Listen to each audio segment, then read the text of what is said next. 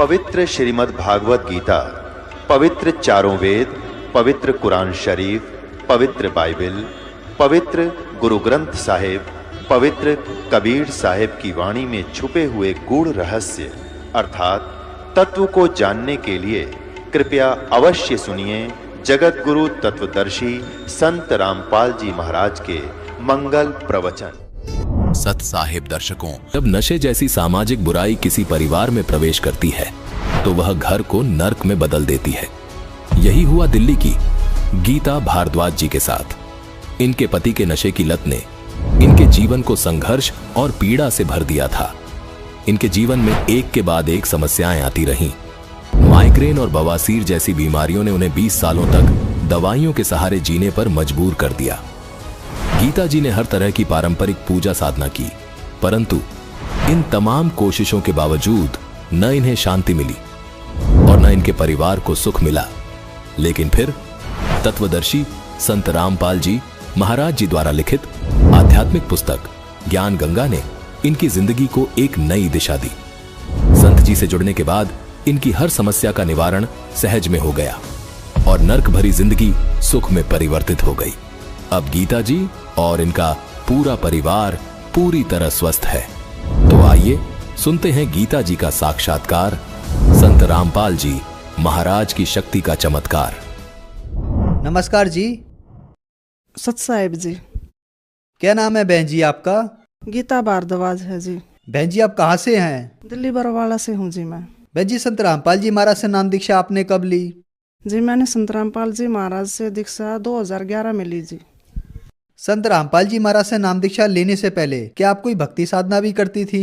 हाँ जी, हम जो मेरे ससुराल में जो भी भक्ति करते थे हम पहले वो सारी करती थी। मैं व्रत भी करती थी और हरिद्वार भी जाते थे, चंडी देवी पर मनसा देवी सब क्या भी जाते थे, सारे व्रत करती थी जी मैं। और जी हमारे घर में एक नाग देवता की कढ़ाई होती थी जी। जैसे हम दीवार पर एक नाग का सांप का एक चित्र बना के न फिर सारे परिवार के खाना बना के और हम उसके सामने रखते थे। फिर हम उसकी पूजा करके फिर हम बाद में उस प्रसाद को ग्रहण करते थे। दुआ जी हम करते करते भी मेरे घर में सांप घुस जाया करते जी। जैसे एक दिन तो जी मैं दरवाजे बैठी, इतना 2 लाठी कितना लंबा सांप मेरे पास में बैठा जी। कभी सांप मेरे घर में कांचड़ी छोड़ जाते, कभी सांप के बच्चे पाते जी। ये पूजा करते करते भी, नाग देवता की कढ़ाई करते करते भी मेरे घर में सांप बहुत ज़्यादा घुसा करते। मेरे आदमी शराब पीते थे जी। मेरे छोटे छोटे 2 बच्चे हैं, 2 लड़के मेरे जी। शराब पी कर रात को झगड़ा करते, बाहर निकाल देते सर्दी में। मैं दोनों बच्चों को एक शॉल में लपेट के गली में बैठा देता मेरे को। हम बहुत दुखी रहा करते जी। मैं बीमार भी बहुत ज़्यादा रहती थी, सर्वाइकल था, माइग्रेन भी हो गया मेरे को, बवासीर भी हो गई और जी मैंने अपनी बच्चादानी भी निकलवाई। बहुत ज़्यादा परेशान रहती थी जी। मेरे आंत में इन्फेक्शन बता दिया डॉक्टरों ने। मेरा सीटी स्कैन कराया, उन्होंने बता के आंत में वो कैंसर भी हो सकता है। जीटीबी हॉस्पिटल पंथ में मेरी जांच हुई तो वहाँ पे भी रिपोर्ट ठीक से नहीं समझ में आई डॉक्टरों का। डॉक्टर बोले कि दोबारा से सीटी स्कैन कराना पड़ेगा। बहन जी आपने बताया कि आप जो भक्ति साधनाएं करती थी उनसे आपको कोई लाभ नहीं मिला। आपके पति बहुत ज्यादा शराब पीते थे। आप इतनी परेशान रहती थी कि आप अपने बच्चों को लेकर बाहर गली में बैठ जाती थी। आपको माइग्रेन की समस्या हो गई, आपकी आंत में पानी भर गया। तो फिर संत रामपाल जी महाराज की जानकारी आपको कहाँ से मिली? तो जी मैं बहुत दुखी रहा करती। तो मेरे पड़ोस में एक भगत नहीं है जी, तो उसने मेरे को बोला तू सारे का इतनी दवाई खा ली, इतने धक्के खा लिए, तो एक मेरे पास पुस्तक है ज्ञान गंगा, तो वो पढ़। तो मैंने ज्ञान गंगा पुस्तक पढ़ी जी। मैं उस किताब को पढ़ती थी और मैं रोती थी कि यो ज्ञान यो कहाँ था, यो ज्ञान। कितनी दुखी थी कि मैं नू क्या करती, भगवान तो मैं इतनी दुखी है, जो मैं इतनी पूजा करते हुए मैं इतनी दुखी हूँ, मेरा दुख क्यों नहीं काटते, तुम किसे भगवान हो। तो फिर जी मैंने वो ज्ञान गंगा पुस्तक पढ़ी, तो मैंने ऐसा ज्ञान कहीं नहीं पढ़ा, कहीं नहीं सुना। जब उसके बाद मैं 2011 में मैं संत रामपाल जी महाराज से दीक्षा लेने गई। मैं उस दिन रात को बहुत शांति से नींद आई। मैंने आश्रम में ही मेरे को बहुत शांति महसूस हुई। उसके बाद मेरे दोनों बेटे भी जुड़ गए संत रामपाल जी महाराज से, उन्होंने भी नाम दीक्षा ले ली। बहन जी संत रामपाल जी महाराज से नाम दीक्षा लेने के बाद क्या आपको कोई लाभ भी प्राप्त हुए? हाँ जी, मेरे जो आंत में इन्फेक्शन था तो मैंने पंथ में टेस्ट करवाया, उन्होंने दोबारा मेरा सीटी स्कैन किया तो डॉक्टर ने बोले आंत में इन्फेक्शन था, कैंसर तक जो डॉक्टर बताए थे कि कैंसर का शक था कि कैंसर मिल सकता है। मैंने संत रामपाल जी महाराज से अरदास लगाई कि परमात्मा मेरे ऐसे ऐसे है। तो संत रामपाल जी महाराज ने कहा कि बेटी भगवान पे विश्वास रखो और जो नाम मंत्र दिए हैं दीक्षा, तो जो भक्ति दी है वो भक्ति करते रहो। कि भक्ति करती रही तो मेरे जब डॉक्टरों ने दोबारा से सीटी स्कैन किया तो मेरी रिपोर्ट नॉर्मल आई और आज तक मैंने कोई दवाई नहीं खाई, मैं बिल्कुल ठीक हो गई ना। मैं जी 20 साल से मैं दवाई खा रही थी, अब मैं कोई दवाई नहीं खाती। तो जी मेरे को माइग्रेन की बीमारी थी, मैं अंबेडकर हॉस्पिटल में भी दिखाने की दवाई दी, वहाँ से बहुत ज़्यादा दवाई खाई। सब वो जो बोलते थे फिजियोथेरेपी वो भी बहुत इलाज करवाया जी। सेक्टर 7 गुरुद्वारे के पास में वहाँ भी बहुत इलाज करवाया और मेरी नसें भी ब्लॉक रहती थी सारी। संत रामपाल जी महाराज से दीक्षा जब से मैंने ली है, मैं जब से उनका नाम जाप किया है, भक्ति करने लगी हूँ, जब से मेरे सारे रोग सारे दुख कष्ट मेरे खत्म हो। जो बीमारियाँ जी मेरे 20 साल तक थी जी, जो मेरा छोटा लड़का होया ना जी, आज वो मेरा लड़का 23 साल का हो गया जी। जब से मेरा छोटा लड़का हो जी, मैं जब भी से बीमार चल रही थी। अब जब संत रामपाल जी महाराज से मैंने दीक्षा ली उसके बाद जी मेरी सारी बीमारी, माइग्रेन, सर्वाइकल, आंत का इन्फेक्शन और जी नसें ब्लॉक रहती थी जी, मेरी सारी बीमारी अब दूर होगी। संत रामपाल जी महाराज से दीक्षा लेने के बाद अब मैं बिल्कुल ठीक हूँ, मेरे मन को शांति है जी। और जी मेरे घर झील में गया हुआ था जी, इतना झील में था जी मेरा घर। आज संत रामपाल जी महाराज की दया से मेरा घर से बन गया, सारे घर में टैल पत्थर बन गए जी। ना मेरे घर में जी इतना ही तो पानी ऊपर छत पर पड़ा करता, इतना ही नीचे तो बारिश में भरा करता जी। संत रामपाल जी महाराज की दया से मेरा घर अब बहुत अच्छा बन रहा है। भाई मेरा छोटा लड़का है तो उसको जी डेंगू हो गया था जी, तो डॉक्टरों से उसका टेस्ट कराया तो उसका 43 प्लेट रह गई थी। कि डॉक्टर ने कहा था कि इसका तो सारा खून बदलवाना पड़ेगा, दोबारा से खून चेंज करना पड़ेगा। तो जी नाम दीक्षा ले रखी थी, मैं गुरुजी से अरदास करती, मैंने संत रामपाल जी महाराज से मैंने प्रार्थना करवाई कि गुरुजी अगर तू सच्चा भगवान है ना तो मेरे बेटे को जिंदा कर दे, मेरे बेटे ने बचा ले तू। तो जी 2 ही दिन के बाद संत रामपाल जी महाराज ने मेरे को बताया कि बेटी भक्ति करती रह, भगवान पर विश्वास रख, मंत्र जपते रहो, मंत्र मत छोड़ना। मैं मेरा बेटा मंत्र करते रहे, बीमार था जैसे फिर भी मेरा बेटा मंत्र करता रहा। तो जी संत रामपाल जी महाराज ने इतनी दया करी जी, मेरे बेटे की 2 दिन में 2 लाख प्लेट बढ़ा दी। इस भगवान का, संत रामपाल जी महाराज का मैं बहुत आभारी हूँ। अब संत रामपाल जी महाराज की दया से हम माँ बेटा बहुत खुश हैं। पहले ऐसा था जी मेरा आदमी शराबी था जी, तो हमारे घर में आटा तक नहीं होया करता। आज संत रामपाल जी महाराज की दया से मेरे घर में आगे से आगे राशन भरा रहे हैं। आज मेरे घर में ना तो बीमारी, टोटा भी सारा दूर हो गया, सारी बीमारी दूर चली गई। आज हम बहुत खुश हैं जी। बहन जी, संत रामपाल जी महाराज से नाम दीक्षा लेने के बाद आपको बहुत सारे लाभ प्राप्त हुए। आपकी संत रामपाल जी महाराज ने सर्वाइकल, माइग्रेन की समस्या और आंतों में इन्फेक्शन बगैर ऑपरेशन के ठीक कर दिया। और सबसे बड़ा चमत्कार ये हुआ कि आपके लड़के को डेंगू हो गया था, उसकी प्लेटलेट्स 43 रह गई थी, उसको दूसरे अस्पतालों में रेफर कर दिया गया। संत रामपाल जी महाराज ने उसको जीवन दान दिया और अगले ही दिन एकदम उसकी 2 लाख प्लेटलेट हो गई बगैर कुछ खून चढ़ाए हुए। तो ये बहुत बड़ा चमत्कार है। संत रामपाल जी महाराज ने आपको और आपके बच्चों को भी जीवन दान दिया। आपके ऊपर दुखों का कहर टूटा हुआ था। तो जो माताएं बहनें आपको देख रही हैं, वह भी किसी न किसी तरीके से दुखी हैं, उनके लिए आप क्या कहना चाहेंगी?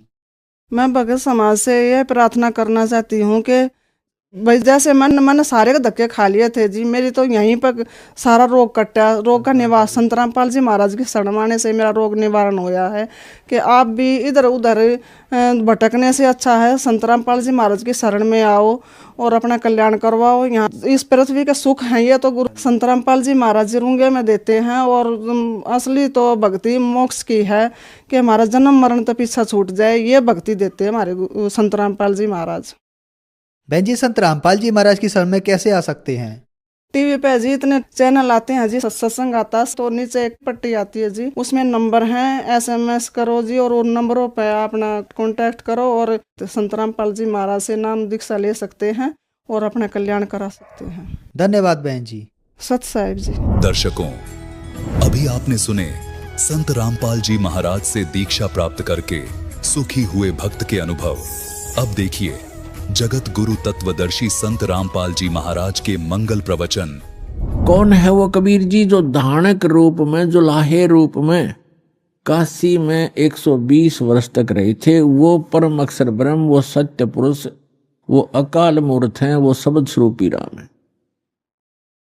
हम सुल्तानी नानक तारे दादू को उपदेश दिया, जात जुलाहा भेद न पाया, वो काशी महे कबीर हुआ। अनंत कोटि ब्रह्मांड का एक रति नहीं भारे, सतगुरु पुरुष कबीर हैं कुल के सिरजनहार। आदरणीय नानक साहिब जी ने कहा,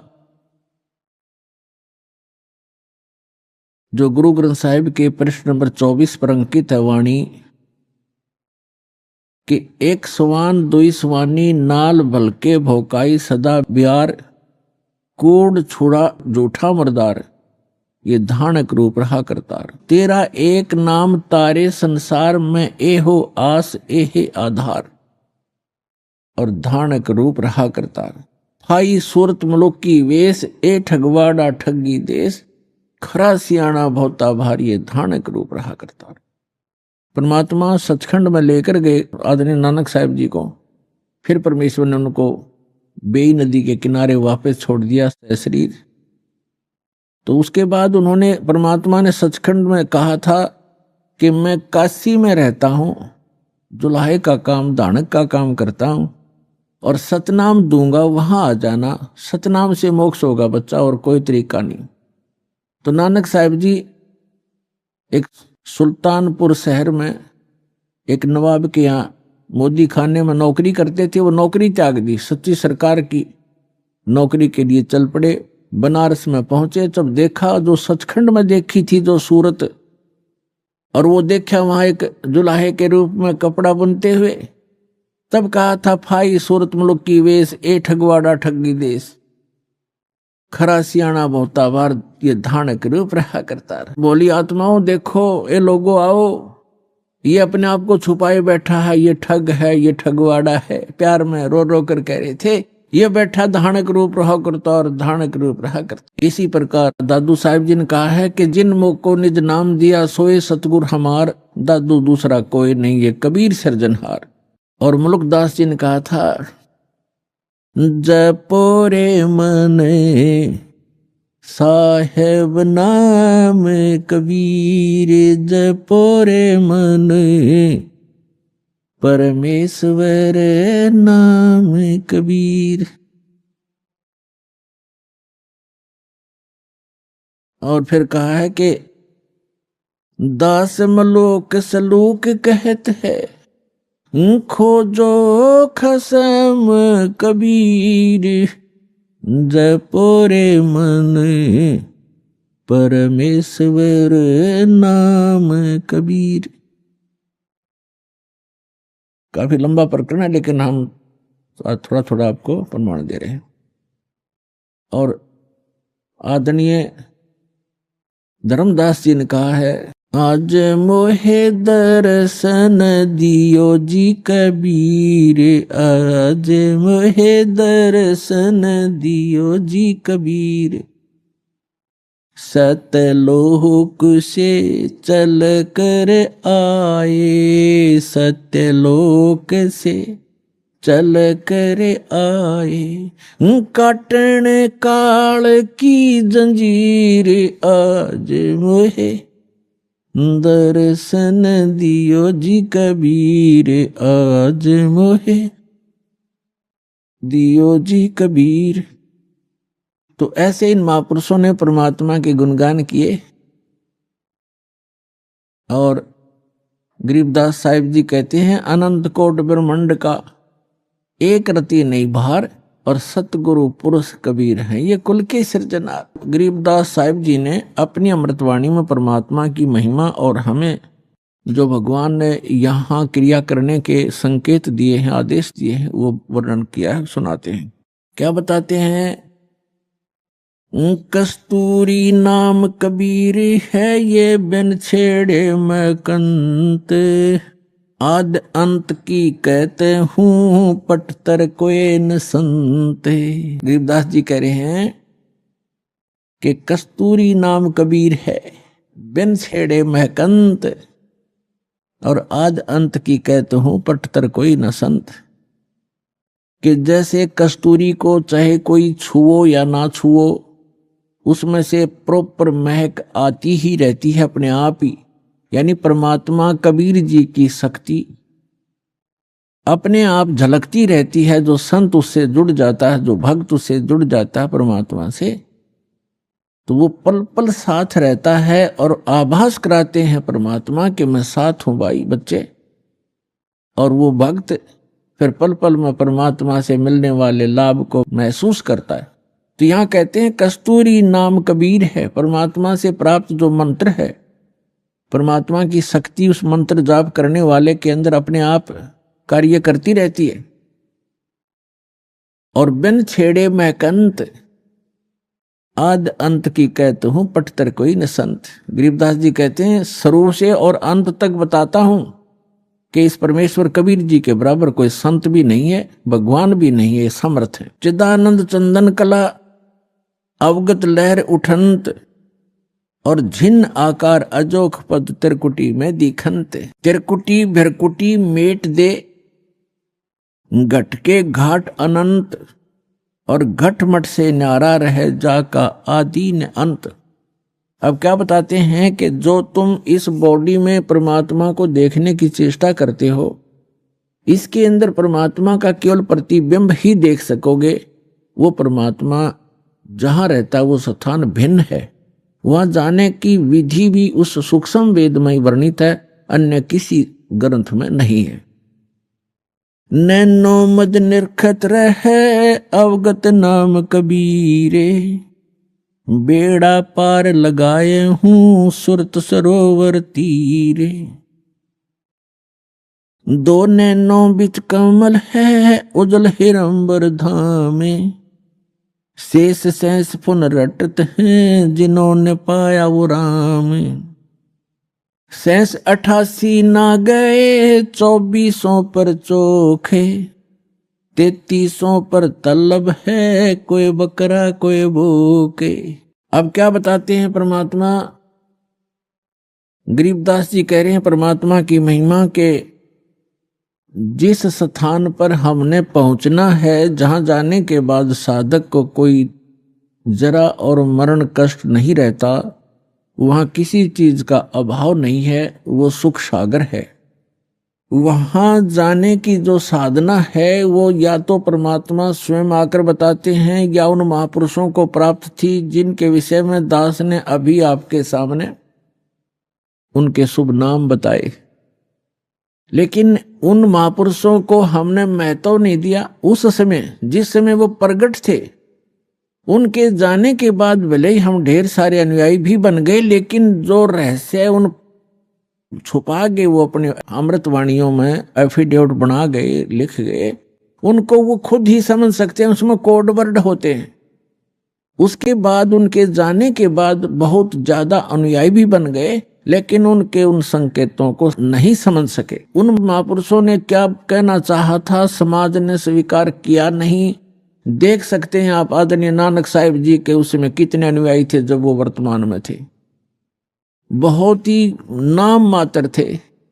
उनके जाने के बाद आप देख रहे थे करोड़ों की संख्या में सिख बन गए, शिष्य बन गए। उस समय कोई पूछने वाला ढंग से उनसे अर्ज करते तो वो रहस्य बता देते, लेकिन उस समय हम उनकी कीमत को समझ नहीं सके।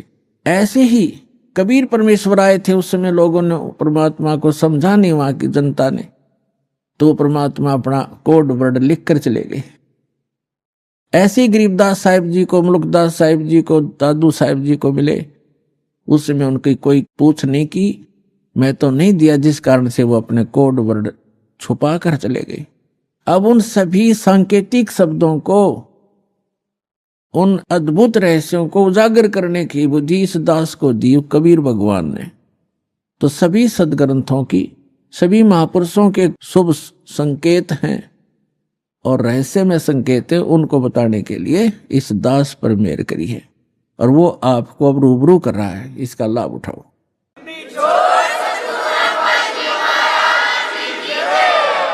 अब क्या बताते हैं कि जो ज्ञान परमात्मा स्वयं आकर बताता है वो है मूल ज्ञान, तत्व ज्ञान। और उसको ना समझकर ये 88,000 ऋषि कहते शेष 88 ही ना गए और 2400 पर चौखे। 88,000 ऋषि माने जाते हैं सनातन धर्म के अनुसार, और 24 अवतार माने जाते हैं। 25वां अभी आना शेष है। तो ये बता रहे हैं कि आप बात करते हो अपनी इन साधनाओं को से पार होने की, वो 88,000 ऋषि नहीं पहुंचे, और ये 24 अवतार भी उस स्थान को प्राप्त नहीं कर सके। और 33 करोड़ देवता माने जाते हैं। कहते हैं 3300 पर तलब है, कोई बकरा कोई बोक है। सुर नर मुनिजन 33 करोड़ी, बंदे सभी नरंजन डोरी। ये 33 करोड़ देवता ये सब काल की डोर से बंधे हुए हैं, इनको यथार्थ ज्ञान नहीं। अपनात्मा अब यहां बहुत बड़ी शंका पैदा हो जाती है भक्त को कि 88,000 ऋषि ऐसे महापुरुष कहलाते हैं और वो भी पार नहीं हुए। तो पुण्यात्माओं, ये कहने से नहीं प्रमाणों से सिद्ध होगा कि न तो ब्रह्मा विष्णु महेश को ज्ञान था, और ऋषियों को तो होगा कहां, क्योंकि ब्रह्मा जी से ही ज्ञान प्राप्त है इनको। अब एक शब्द दास ने परमात्मा की अमर वाणी से, गरीबदास जी की वाणी से बोला है कि शेष 88 नहीं गए और 2400 पर चौक, 3300 पर तलब है, कोई बकरा कोई बोक। यानी 33 करोड़ देवता, 88,000 ऋषि, 24 अवतार जो अभी तक आ चुके, ये मोक्ष प्राप्ति नहीं कर सके। क्यों नहीं कर सके? क्योंकि इनके पास अध्यात्म ज्ञान नहीं था, वो तत्व ज्ञान नहीं था जो श्रीमद् भगवत गीता अध्याय नंबर 4 के श्लोक नंबर 32 में कहा है कि सच्चिदानंद घन ब्रह्म की वाणी में वो अमृत ज्ञान, वो तत्व ज्ञान है जो उन्होंने अपने मुख कमल से बोला है। उसमें विस्तार के साथ साधना लिखी है, यज्ञ यानी धार्मिक अनुष्ठानों की जानकारी बताई है। उसको जानने के बाद मोक्ष प्राप्ति होगी। चौथे अध्याय के 34वें श्लोक में गीता ज्ञानदाता कहता है कि अर्जुन, उस तत्व ज्ञान को जो सच्चिदानंद घन ब्रह्म की वाणी में लिखा है, उस तत्व ज्ञान को तू तत्वदर्शी संतों से जाकर समझ, उनको दंडोत प्रणाम करने से, कपट छोड़कर सरलतापूर्वक प्रश्न करने से वो तत्वदर्शी संत तुझे उस तत्व ज्ञान का उपदेश करेंगे। तो इसे सिद्ध है कि गीता ज्ञान दाता भी उस तत्व ज्ञान से अपरिचित है, और तत्व ज्ञान से अपरिचित है तो मोक्ष कहां से होगा उनका? तो ये अंडरस्टूड है पुण्यात्माओं कि अभी तक इन ऋषि महर्षियों और इन देवताओं को कख भी पता नहीं था अध्यात्म मार्ग का। केवल डरे डोते रहे, सिद्धियां प्राप्त कर लेते, आकाश में उड़ जाने की, सागर को पी जाने की, अपना जीवन नाश करने के एक चमत्कार हैं, और मोक्ष प्राप्ति के लिए वो मंत्र जो उसका आधार है वो इनको प्राप्त नहीं हुआ। अब इसका प्रमाण देखते हैं। श्री ब्रह्मा जी से ज्ञान प्राप्त है इन सभी ऋषि महर्षियों को, और ब्रह्मा जी को कितना ज्ञान है? ब्रह्मा जी से ज्ञान विष्णु जी को प्राप्त हुआ, और ब्रह्मा जी से ही शिव जी को ज्ञान प्राप्त हुआ, अब ब्रह्मा जी से ही देवी को प्राप्त हुआ। अब ब्रह्मा जी को कितना ज्ञान है ये बताते हैं, ये देखते हैं अपने ही सदग्रंथों में। और ये सचित्र मोटा टाइप ये यहां से प्रकाशित है। इसके कौन है संपादक? हनुमान प्रसाद पोदार, चिमनलाल गोस्वामी, और ये गीता प्रेस गोरखपुर से प्रकाशित है।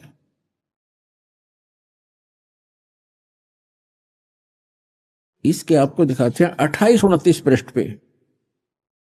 ये है पहला स्कंद,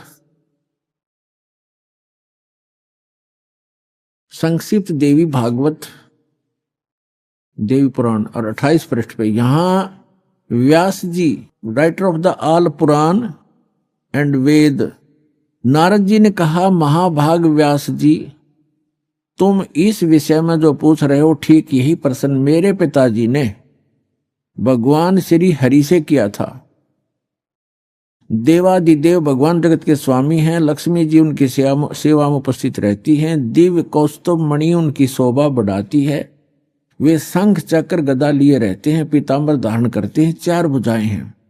वक्ष स्थल पर श्री वत्स का चिन्ह चमकता रहता है। वे चराचर जगत के आश्रय दाता है, जगत गुरु एवं देवताओं के भी देवता हैं। ऐसे जगत प्रभु भगवान श्री हरि यानी विष्णु जी महान तप कर रहे थे, उनकी समाधि लगी थी। यह देखकर मेरे पिता ब्रह्मा जी को बड़ा आश्चर्य हुआ। अतः उन्होंने उनसे जानने की इच्छा प्रकट की। ब्रह्मा जी ने पूछा, प्रभु आप देवताओं के अध्यक्ष, जगत के स्वामी, भूत भविष्य एवं वर्तमान के सभी जीवों के एकमात्र शासक हैं। भगवान फिर आप क्यों तपस्या कर रहे हैं और किस देवता के आराधना में ध्यान मग्न है? मुझे असीम आश्चर्य तो ये हो रहा है कि आप देवेश्वर एवं सारे संसार के शासक होते हुए भी समाधि लगाए बैठे हैं। ब्रह्मा जी के विनीत वचन सुनकर भगवान श्री हरि उनसे कहने लगे, ब्रह्मन सावधान होकर सुनो। मैं अपने मन का विचार व्यक्त करता हूं। देवता, दानव और मानव सब यही जानते हैं कि तुम सृष्टि करते हो, मैं पालन करता हूं, संकर संहार क्या करते हैं। किंतु फिर भी वेद के पारगामी पुरुष अपनी युक्ति से यह सिद्ध करते हैं कि रचने, पालने और संहार करने की यह योग्यता जो हमें मिली है, इसकी अधिष्ठात्री शक्ति देवी है।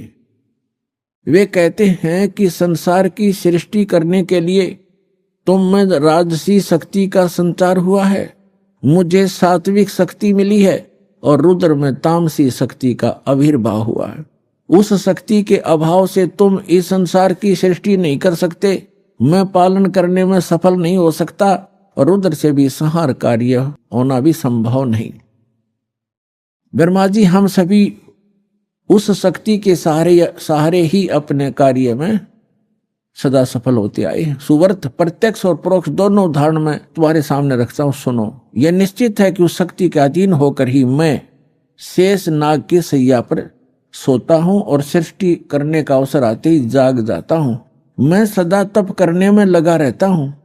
उस शक्ति के शासन से कभी मुक्त नहीं रह सकता। कभी अवसर मिला तो लक्ष्मी के साथ सुखपूर्वक समय बिताने का सौभाग्य प्राप्त होता है। मैं कभी तो दानों के साथ युद्ध करता हूं। अखिल जगत को भय पहुंचाने वाले दैत्यों के विकराल शरीरों को शांत करना मेरा परम कर्तव्य हो जाता है। फिर यहां बताया है, मुझे सब प्रकार से शक्ति के यानी दुर्गा के अधीन होकर रहना पड़ता है। उन्हीं भगवती शक्ति का यानी दुर्गा जी का मैं निरंतर ध्यान किया करता हूं। मैं उसी की भक्ति करता हूं, साधना करता हूं। ब्रह्मा जी, मेरी जानकारी में, मेरे स्पिरिचुअल नॉलेज में इन भगवती शक्ति से यानी दुर्गा जी से बढ़कर दूसरा कोई देवता नहीं, भगवान नहीं। अपने आत्मा श्री ब्रह्मा जी, श्री विष्णु जी, नारद और व्यास जी के ज्ञान के सतर का अपना पता लग गया कि ब्रह्मा जी तो श्री विष्णु जी को सर्वेश्वर, सब जगत का रचनहार, सब का पालनहार बता रहा है। और विष्णु जी कह रहे हैं, मैं तो दुर्गा से ऊपर कोई भगवान नहीं मानता, दुर्गा ही सब कुछ है और मैं उससे ऊपर किसी भगवान से, किसी देव से परिचित नहीं हूं, उससे ऊपर कोई शक्ति ही नहीं है। आ गया सत्र श्री विष्णु जी के ज्ञान का। और इन्हीं से ज्ञान प्राप्त है श्री शंकर जी को। अपने आत्मा श्री देवी जी कैसा ज्ञान रखती हैं, उनके पास ले चलते हैं आपको। ये देखिएगा 562 पृष्ठ पर 7वां स्कंद, इसी पवित्र पुराण का 7वां स्कंद, संक्षिप्त देवी भागवत 562 पृष्ठ पे। देवी का द्वारा हिमालय को ज्ञानोपदेश। देवी जी हिमालय राजा को ज्ञान बता रही है और ब्रह्म के विषय में जानकारी दे रही है, ब्रह्म स्वरूप का वर्णन। श्री देवी जी कहने लगी, पर्वतराज, पहले तो अपने विषय में बताया, फिर कहा है उस ब्रह्म का क्या स्वरूप है यह बतलाया जाता है, जो प्रकाश स्वरूप सबके अत्यंत समीप में स्थित हृदय रूप गुहा में स्थित होने के कारण गुहाचर नाम से प्रसिद्ध और महान पद अर्थात परम प्राप्य है। वह समस्त प्रजा के ज्ञान से परे है, अर्थात किसी की बुद्धि में आने वाला नहीं है, यह तुम जानो। जो परम प्रकाश रूप है, जो सूक्ष्म से भी अत्यंत सूक्ष्म है, जिसमें संपूर्ण लोक और उन लोकों में निवास करने वाले प्राणी स्थित हैं, वही ये अक्षर ब्रह्म है, वही सबके प्राण है, वही सबकी वाणी है और वही सबके मन है। वह यह परम सत्य और अमृत अविनाशी तत्व है। सौम्य उस वेदने योग्य लक्ष्य का तुम वेदन करो, मन लगाकर उसमें तन्मय हो जाओ। सौम्य उपनिषद में कथित महान अस्त्र रूप धनुष लेकर उस पर उपासना द्वारा तीक्ष्ण किया हुआ बाण संधान करो और फिर भावनागुत चित्त के द्वारा उस बाण को खींचकर उस अक्षर रूप ब्रह्म को ही लक्ष्य बनाकर वेदन करो। प्रणव यानी ओम तो धनुष है, जीवात्मा बाण है और ब्रह्म को उसका लक्ष्य कहा जाता है। अब श्री देवी कह रही है कि एक ओम नाम का जाप करो, ब्रह्म पाने का उद्देश्य रखो, दैट्स ऑल। जीवात्मा तो साधना करे और ओम का जाप करे, ब्रह्म प्राप्ति का उद्देश्य रखे। आगे देखो स्पष्ट किया है, लक्ष्य कहा जाता है। उस एकमात्र परमात्मा को ही जाने यानी ब्रह्म की ही भक्ति करें। देवी जी कह रही है दूसरी सब बातों को छोड़ दे। दुर्गा जी, देवी जी अपनी साधना को भी करने से मना कर रही है, केवल ब्रह्म की पूजा करो। और विष्णु जी कह रहे हैं कि मैं देवी जी दुर्गा से ऊपर कोई शक्ति नहीं मानता, कोई भगवान नहीं है, मुझे ज्ञान ही नहीं है। तो ये पार खाक होंगे जिनको हम एक समर्थ शक्ति और भगवान मान के पूजा करते थे, वो खुद कहते हैं दुर्गा से ऊपर कोई भगवान नहीं जानता, इससे ऊपर कोई शक्ति नहीं। और दुर्गा कह रही है कि ब्रह्म की पूजा करो और सब बातें छोड़ दो, मेरी पूजा भी छोड़ दो। तो क्या ज्ञान था विष्णु जी को और क्या ज्ञान था ब्रह्मा जी को, और शंकर जी भी उन्हीं से ज्ञान प्राप्त है। तो इनसे पता चलेगा जो दास शब्द बोल रहा है और इस परमात्मा ने अपनी वाणी में लिखा है कि 88 नहीं गए और 2400 पर चौक और 3300 पर तलब है, कोई बकरा कोई बोक है। सुर नर मुनिजन 33 करोड़ी, सुर 33 करोड़ देवता, ये काल के बंधे हुए हैं, इनको ऊपर का ज्ञान नहीं है। यही इसी की सत्य सत साधना जो इनके सत्र की उसको कर करके अपना जीवन यही व्यतीत कर रहे हैं। अब दुर्गा जी क्या बता रही है, उस एकमात्र परमात्मा को ही जाने, दूसरी सब बातों को छोड़ दे। यही अमृत रूप परमात्मा के पास पहुंचाने वाला पुल है। संसार समुद्र से पार होकर अमृत स्वरूप परमात्मा को प्राप्त कराने का यही सुलभ साधन है। जिस प्रकार रथ यहां थे, इस आत्मा का ओम के जप के साथ ध्यान करो ब्रह्म का, और इससे अज्ञान में अंधकार से सर्वथा परे और संसार समुद्र से उस पार जो ब्रह्म है उसको पा जाओगे। ओम का जाप करो, ब्रह्म पाने का उद्देश्य रखो, उस ब्रह्म को पा जाओगे, तुम्हारा कल्याण हो। और वो कहाँ रहता है ब्रह्म?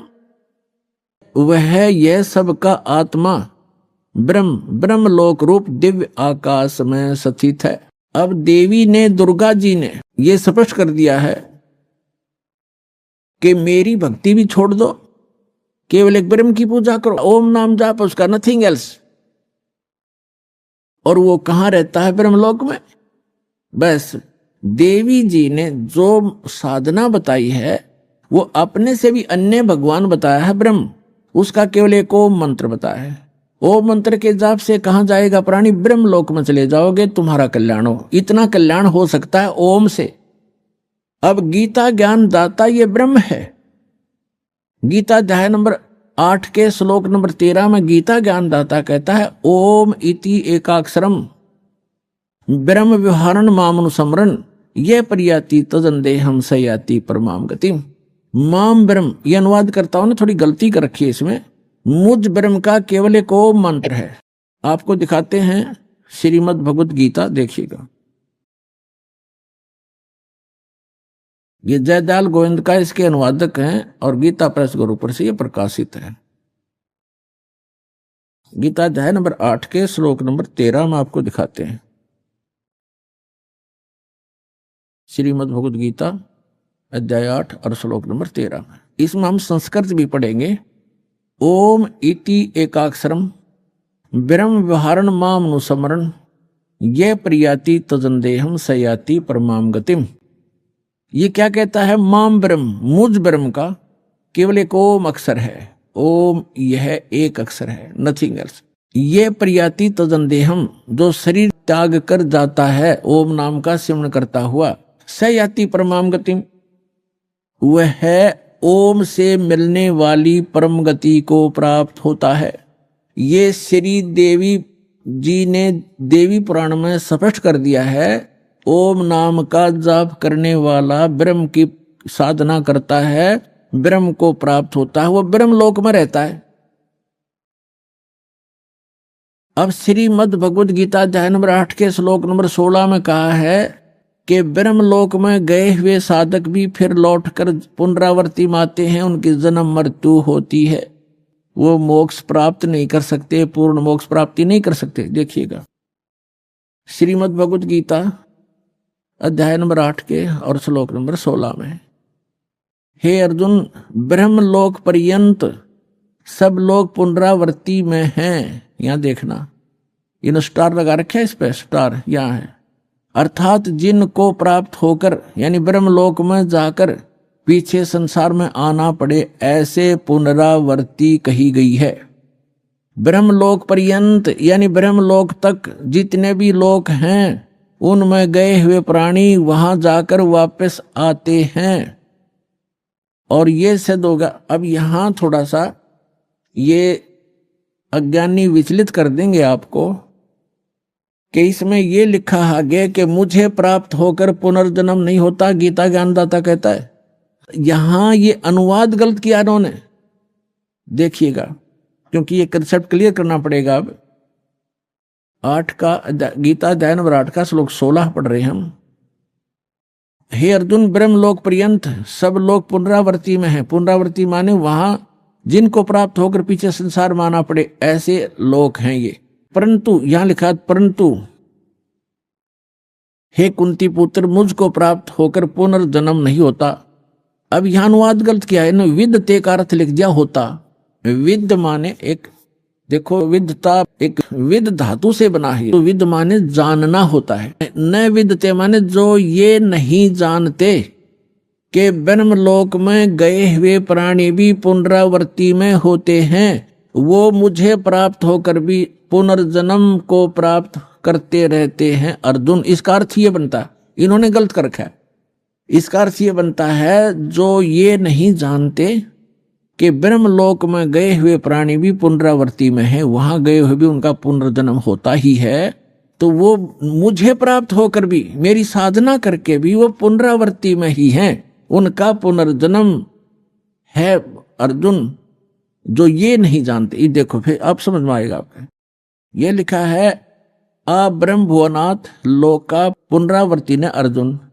यह कहता है कि माम उपेते तु कौनते पुनर्जन्म, मुझे प्राप्त होकर पुनर्जन्म है। न विदते माने जो ये नहीं जानते कि आ ब्रह्म भुवनाथ लोका पुनरावर्ती ने अर्जुन, माम उपेते तु कुंते पुनर्जन्म, मुझे प्राप्त होकर तो अर्जुन पुनर्जन्म ही होता है। जो ये नहीं जानते, उन साधकों का भी पुनर्जन्म होता है जो ये नहीं जानते कि ब्रह्मलोक में गए हुए प्राणी पुनर्जन्म में आते हैं, मुझे प्राप्त होकर भी वो पुनर्जन्म ही प्राप्त करते हैं। इसका ये अर्थ है सीधा सा। यदि ये इनका अर्थ माने कि मुझे प्राप्त होकर पुनर्जन्म नहीं होता, ये खुद कहता गीता ज्ञानदाता अध्याय नंबर 4 के श्लोक नंबर 5 और 9 में। देखिएगा श्रीमद् भगवद गीता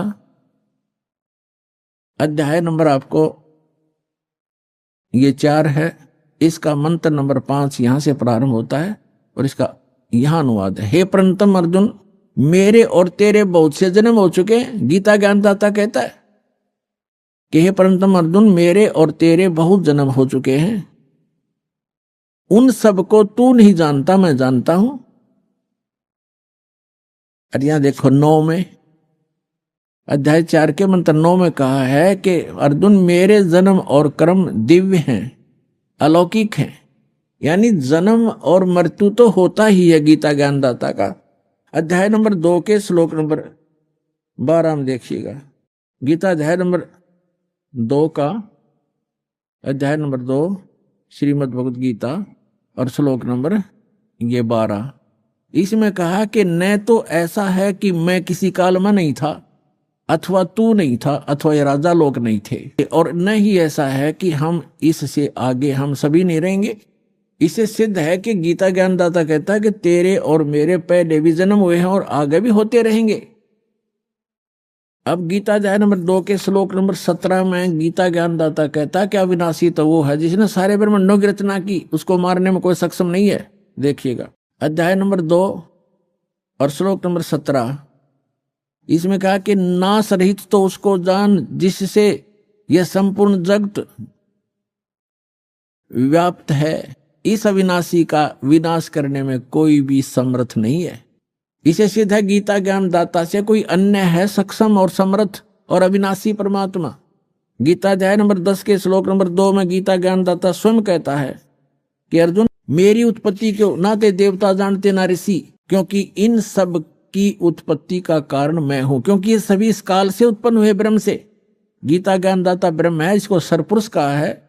श्रीमद् भगवत गीता अध्याय नंबर 15 के श्लोक 16 और 17 में 3 पुरुष हैं, सरपुरुष और अक्षर पुरुष। सरपुरुष ये ब्रह्म है गीता ज्ञानदाता, जो श्री कृष्ण में प्रवेश करके बोल रहा है। ये केवल 21 ब्रह्मांड का प्रभु है, स्वामी है, मालिक है।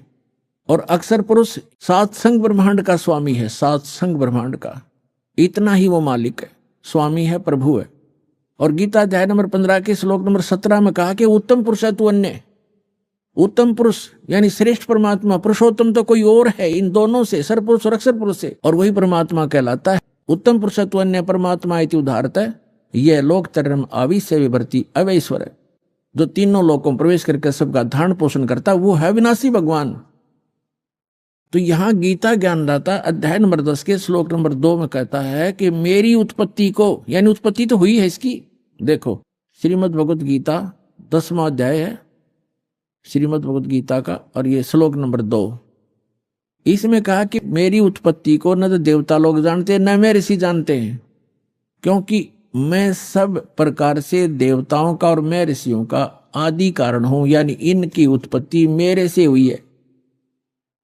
ये आप सृष्टि रचना जो दास ने बहुत बार सुनाई है, उससे आप आसानी से समझ सकते हैं। अब इससे सिद्ध हो गया कि गीता ज्ञान दाता ब्रह्म है और इसकी जन्म मृत्यु होती है। यदि श्रीमद् भगवत गीता अध्याय नंबर 8 के श्लोक नंबर 16 जो इन्होंने अनुवाद किया, अनुवादकर्ताओं ने ये अर्थ लगाए कि मुझे प्राप्त होकर पुनर्जन्म नहीं होता अर्जुन, और फिर ये भी कह रहा है कि ब्रह्मलोक में गए हुए सब पुनरावृत्ति में, वहां गए हुए सबका जन्म मृत्यु होता है, तो वो अर्थ गलत है।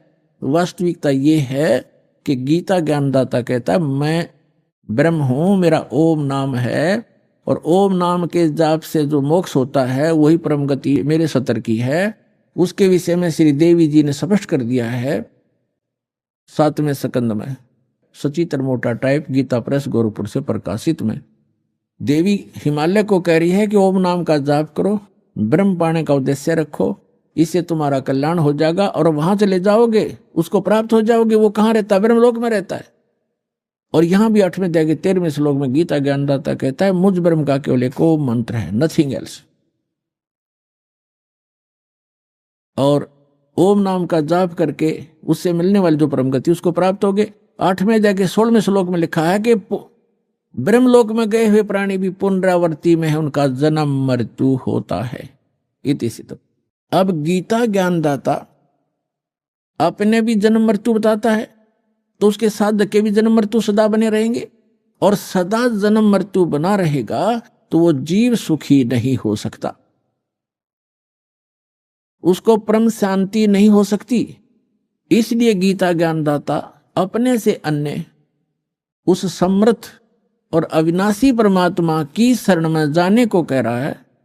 श्रीमद् भगवत गीता अध्याय नंबर 18 के श्लोक नंबर 62 में गीता ज्ञानदाता कहता है अर्जुन तू सर्वभाव से उस परमेश्वर की शरण में जा यानी कोई अन्य है वो। अभी आपने सुने संत रामपाल जी महाराज के मंगल प्रवचन। आइए अब सुनते हैं संत रामपाल जी महाराज से नाम दीक्षा लेकर सतभक्ति करके अद्भुत लाभ प्राप्त करने वाले अनुयायी के विचार। दर्शकों, जब व्यक्ति को दुख घेरने लगते हैं तो ऐसे में न तो सगे संबंधी साथ देते हैं और न ही रिश्तेदार नजर आता है जो उसे सुख प्रदान कर सके। दरअसल आज हम आपके साथ जिस व्यक्ति का अनुभव साझा करने जा रहे हैं वो प्रेत बाधा के दुख से परेशान थे, परंतु जिस कुल देवी की ये पूजा साधना कर रहे थे उतना ही मानो खड्डे में जा रहे हों, क्योंकि इनकी साधना शास्त्र विरुद्ध थी। भरतपुर राजस्थान के बन्ने सिंह जी की घर की स्थिति इतनी दयनीय हो चुकी थी कि जिसे साझा करते हुए भी इनके आंखों से आंसू नहीं रुके। प्रेत बाधा ने इतना सता दिया था कि एक दिन इन्होंने परिवार सहित आत्महत्या करने की भी ठान ली, पर मानो पूर्ण परमेश्वर ने रहमत बख्शी हो इन पर जो ये इस कदम को लेने से पीछे हट गए। बन्ने जी को सुखदायक परमेश्वर की जानकारी अदा करता हुआ एक पर्चा मिला जिसमें बताए तत्वदर्शी संत की शरण ग्रहण करने से इनकी जिंदगी नए मोड़ पर आ खड़ी हुई। जहां दुख, कष्ट और प्रेत बाधाओं का साया इनको सता रहा था, वहीं तत्वदर्शी संत रामपाल जी महाराज जी की असीम कृपा से इनके सर्व संकट का निवारण हो गया। संत जी की शरण ग्रहण करने से आज बन्ने सिंह जी ने नशा छोड़ दिया है और इनके बच्चे भी विकार मुक्त सुखी जीवन यापन कर रहे हैं। अब सुनिए ये अनोखी कहानी बन्ने जी की अपनी जुबानी। नमस्कार सर। नमस्कार सर। सर क्या नाम है आपका? बने सिंह नाम है सर मेरा। बने सिंह जी, आप कहाँ के रहने वाले हैं? मैं रहने वाला राजस्थान भरतपुर का हूँ, मगर दिल्ली दक्षिणपुरी में रहता हूँ। सर, संत रामपाल जी महाराज से नाम दीक्षा लेने से पहले आप क्या भक्ति साधनाएं करते थे? सर भक्ति साधना में ये करते थे, हमारे घर में 3 कुल देवियाँ पूजती हैं, हम उन तीनों कुल देवियों को पूजते हैं और बड़े ही चाव तन मन धन से, जितना भी मैं बहुत तन मन धन से पूजा करता था। और उसके बाद में बहुत सारी पूजा करता था, मतलब हवन करवाना, कन्याएं जिमाना, और जब भी कोई प्रॉब्लम होती थी फटाफट से हम लोग माँ भगवती के चरण में जाते थे, उनका प्रसाद चढ़ाते थे। सर, आपने बताया कि आप अपने घर में कुल देवी की पूजा करते थे और इसके अलावा कन्या पूजन भी करते थे, माँ भगवती की भी पूजा करते थे, तो इन सब भक्ति साधनाओं से आपको क्या लाभ प्राप्त हुए? कोई भी लाभ प्राप्त नहीं हुआ हम लोगों को, और हम लोग ज़्यादा जितने भी ज़्यादा करते थे भक्ति, जितनी ज़्यादा कर रहे थे उतने ही ज़्यादा हम लोग परेशानी में घुसते चले जा रहे थे। मतलब हर दिन कुछ ना कुछ परेशानी खड़ी होती थी मेरे सामने।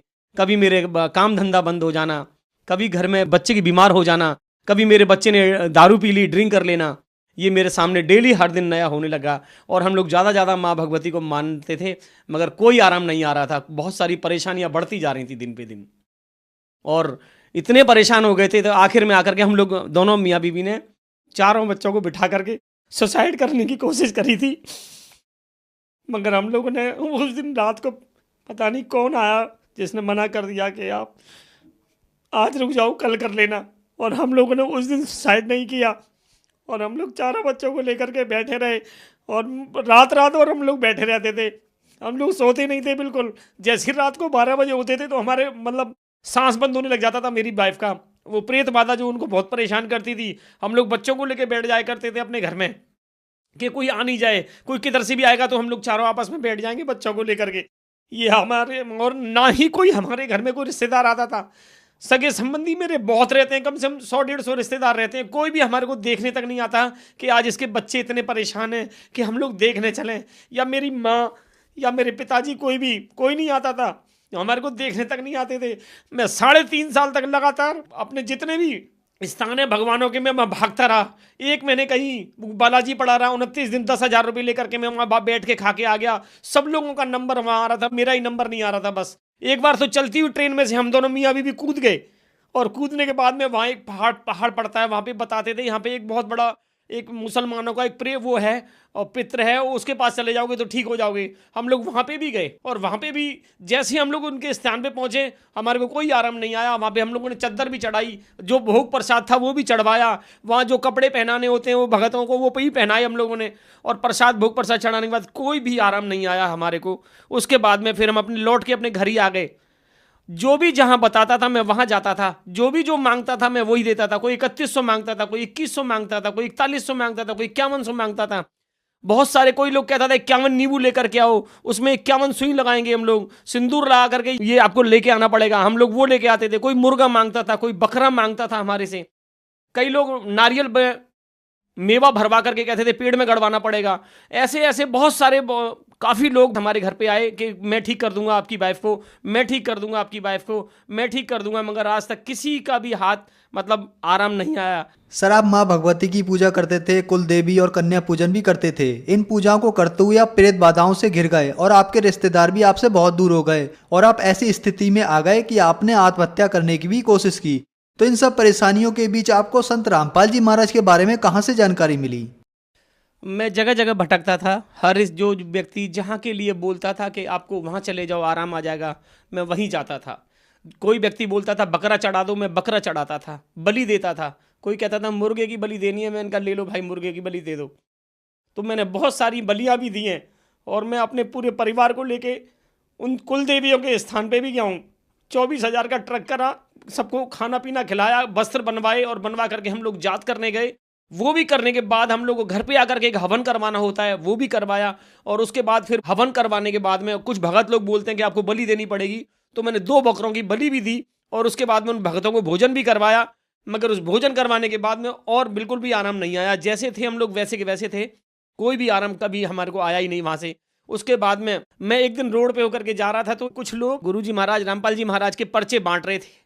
तो एक पर्चा मेरे को मिला और मिलने के बाद में और वो पर्चा मैंने पढ़ा तो उसमें 3 नंबर लिखे हुए थे कि आप इन पे फ़ोन करेंगे या SMS करेंगे तो आपको एक बुक मिलेगी। मैंने एक पे फ़ोन करके मैसेज करके बोला तो कि सर मेरे को ये बुक चाहिए। तो एक भगत आए हमारे घर पे और वो मेरे को एक बुक दे करके गए और जब मैंने वो बुक पढ़ी तो मेरे को बहुत अच्छा लगा, बहुत अच्छा लगा।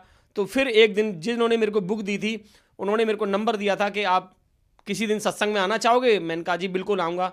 तो संगम विहार में एक सत्संग हो रहा था तो वहाँ मैं आया और वहाँ बैठ के मैंने सत्संग सुना। संत रामपाल जी महाराज के जो प्रवचन सुनने के बाद में, जो सत्संग सुनने के बाद में जो वहाँ लोग कुछ लोग संत रामपाल जी की दीक्षा प्राप्त कर रहे थे, उन्हीं के साथ बैठ करके मैंने भी तत्वदर्शी संत श्री रामपाल जी महाराज की नाम दीक्षा मैंने भी प्राप्त कर ली।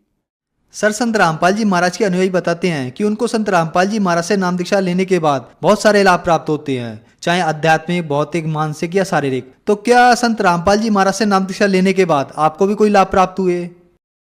मेरे को तो बहुत लाभ हुए हैं। मैं अगर गिनती करूंगा तो कम से कम 20 लाभ मेरे को हो चुके हैं। 2.5 महीने मेरे को हुआ है और 2.5 महीने के अंदर में ऐसी ऐसी जो प्रेत बाधा थी वो सब दूर हो गई है। कोई प्रेत बाधा बिल्कुल नहीं रही है, बिल्कुल भी। घर में सुख शांति एकदम बहुत अच्छे से। मेरा काम धंधा भी चल गया है। जो मेरा काम धंधा में नहीं चलता था वो मेरा काम धंधा भी चलने लगा। और जो मेरे बच्चे जो दारू पीना स्टार्ट कर दिया, बियर पीना स्टार्ट कर दिया, मीट मदरा खाना चालू कर दिया था, उन दोनों बच्चों ने भी छोड़ दिया है। 2 बच्चों ने अभी नाम नहीं लिया है, वो भी कह रहे हैं इस शरण में आने के लिए कि हमें भी नाम दिला दो पापा, और वो भी आएंगे क्योंकि उनको फ़ायदा हो रहा है। दोनों बड़े भाइयों को तो छोटे वाले भी कह रहे हैं। और बहुत सारी संगत में भी जो मेरे रिलेटिव हैं, रिश्तेदार हैं, वो जब फ़ायदे को सुनने के बाद में उनको लगा कि ये इस परिवार में शांति कैसे हो गई, तो वो लोग भी हमारे साथ में अब आ रहे हैं देखने के लिए कि भाई ये कहाँ किसकी शरण में चले गए जो इनको आराम आ गया। नहीं तो पहले आए दिन भगते थे, रोते रहते थे, प्रसाद बंटवाते थे, चौराहे पे कुछ ना कुछ रखने जाते थे, हम लोग उतारा करने जाते थे, ऐसे ऐसी काम करते थे जो हमारे को नहीं करनी चाहिए। तो हमें बहुत इस सब चीज़ों से निजात मिल गई। और जिस दिन से हम लोग गुरु महाराज की तत्वदर्शी संत श्री रामपाल जी महाराज की शरण में आए, हमें बहुत अच्छा लग रहा है और बहुत सारे फायदे हुए हैं। जैसे मेरी वाइफ को जो भूत व्याधा थी और जो परेशानियां हुआ करती थी, सारी रात में आकर के जो भूत व्याधा थी वो गर्दन सांस को बंद रोकती थी।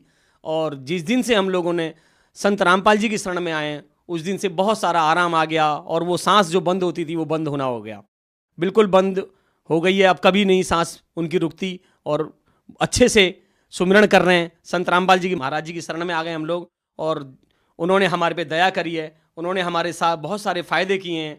जैसे कि मैंने बताया कि मेरे बच्चे मीट खाते थे, दारू पीना चालू कर दिया था, उन्होंने दारू छोड़ दी, मीट खाना बंद कर दिया, गुटखा खाना बंद कर दिया। गुटखे खाते थे लेटरिन में जा कर के, बीड़ी सिगरेट पीते थे और उन्होंने वो सब उनको छोड़ दिया उन्होंने। और संत रामपाल जी महाराज की शरण में आने के बाद हमारे को बहुत सारे फ़ायदे हुए हैं। और मैं मॉर्निंग में सुबह ऑटो चलाता हूँ। मैं वो ऑटो भी मेरा इतना बांध रखा था लोगों ने, उसमें बहुत सारे गंदे कपड़े डाल के जाते थे बहुत सारे हमारे गली के लोग ही, और धागे मिलते थे, कभी कभी कलाया मिलता था, कभी सिंदूर मिलता था, कभी काले तिल मिलते थे।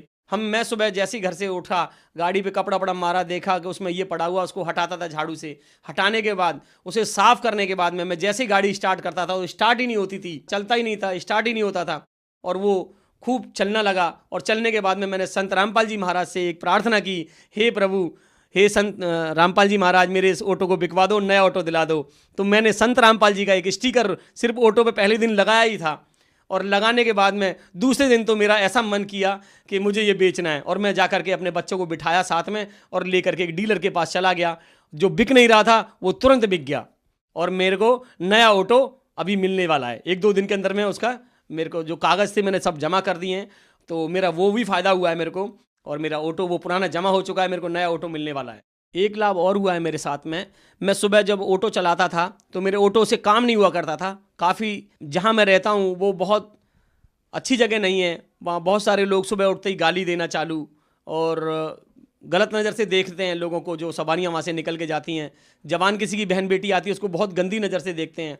और जिस दिन से मैं संत रामपाल जी महाराज की शरण में आया हूँ, उस दिन से वो सारी चीज़ें छूट गई हैं और उनकी संगत भी छूट गई है। एक लाभ और हुआ है कि जितने भी हम लोग प्रेत बाधा और जो पूजा पाठ करते थे, उससे मेरी बीवी को सांस की बीमारी बन गई, और सांस की बीमारी बन गई तो उसे मैं डेली हॉस्पिटल लेकर के जाया करता था। तो उन्होंने भी दुखी हो गए, हॉस्पिटल वाले, बत्रा हॉस्पिटल वाले दुखी हो गए। वो रात को 1:30 बजे भागता था, कभी 2 बजे जाता था, तो वो भी परेशान हो गए। उन्होंने एक मशीन लिख दी, जाके एक नेबुलाइज मशीन ले आओ और अपनी वाइफ को घर पे ये मैं इंजेक्शन लेता हूँ, ये डाल दिया करना और करवा लिया करना। तो मैं जब घर वो मशीन को लेकर के आ गया और घर पे वो उस इंजेक्शन को डाल करके मैं देने लगा, तो जो परेशानी 3-3 घंटे 5-5 घंटे में हुआ करती थी या पूरे दिन में 2 बार होती थी, और वो परेशानी इतनी बढ़ गई थी कि मतलब घर पे लाने के बाद तो हर आधा घंटे के बाद में करते थे हम लोग उसको नेबुलाइज। फिर भी और ज़्यादा भूत व्याधा हमारे को परेशान कर रही थी। तो उस परेशानी को लेकर के हम लोगों ने जो संत रामपाल जी की शरण में जाकर के जो नाम लिया है, उससे बहुत आराम आया, हमारे को बहुत सारे फ़ायदे हुए। और वो मशीन जो जिसको नेबुलाइज जिस मशीन से वो किया करती थी, उन्होंने उसको तोड़ के फेंक दिया। और संत रामपाल जी की शरण में आने के बाद हमें बहुत सारे फ़ायदे हुए हैं, बहुत अच्छा लग रहा है हमारे को, और आज मेरा पूरा परिवार सुखी है, बहुत अच्छे से है। बस मैं यही कहना चाहूँगा कि जिस दिन से मैं रामपाल जी महाराज की शरण में आया हूँ, बहुत सारी खुशियाँ मेरे को मिल रही हैं, रोज़ और नई खुशी मिलती है। सर, संत रामपाल जी महाराज से नाम दीक्षा लेने के बाद आपके परिवार में प्रेत बाधा थी जो बिल्कुल समाप्त हो गई। इसके अलावा आपको आर्थिक लाभ भी हुए और बहुत सारे लाभ प्राप्त हुए। तो जो श्रद्धालु आपको देख रहे हैं, आप उन्हें क्या संदेश देना चाहेंगे? मैं तो संदेश नहीं देना चाहूँगा, मेरी तो कोई औकात नहीं है, मैं तो एक तुच्छ प्राणी हूँ। मेरी भी बहुत गंदी आदतें थी मेरे में, मैं भी ड्रिंक करता था, मीट खाता था और बहुत सारे ऐसे गंदे शौक करता था। मैं को देने लायक कुछ भी नहीं हूँ। हमारे जो परम पिता परमात्मा जो संत रामपाल जी हैं, वही उस दुख को दूर कर सकते हैं, सभी के दुख को। मैं तो यही कहना चाहूँगा, ये सारी संगत, जितनी भी संगत है, वो गुरु महाराज की शरण में जितनी जल्दी हो सके आ जाओ और अपने जितने भी फ़ायदे लेने गुरु महाराज की शरण में आकर के, संत रामपाल जी की शरण में आने के बाद में वो सारे फ़ायदे प्राप्त करें। सर, संत रामपाल जी महाराज से नाम दीक्षा कैसे ले सकते हैं? संत रामपाल जी महाराज से नाम दीक्षा आप ऐसे ले सकते हैं कि बहुत सारे टीवी चैनलों पर संत रामपाल जी महाराज का प्रोग्राम आ रहा है। उस प्रोग्राम में एक नीचे पट्टी चल रही होती है जिस पे नंबर लिखे होते हैं, और उन नंबरों पे आप संपर्क करें, और संपर्क करने के बाद में और वहाँ जाकर के उनके नामदान सेंटर पे जाकर के और वहाँ से आप नाम दीक्षा प्राप्त कर सकते हैं। धन्यवाद सर। सत साहेब।